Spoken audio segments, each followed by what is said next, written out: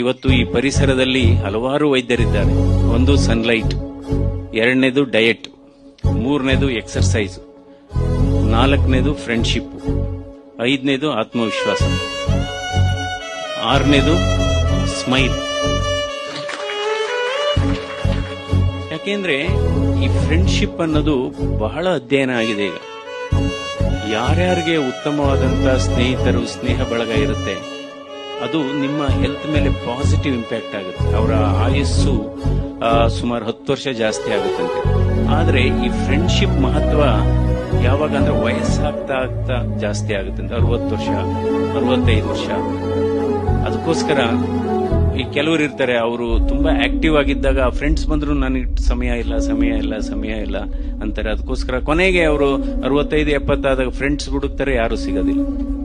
So ಆಮೇಲೆ smile also ಬಹಳ ಮುಖ್ಯ.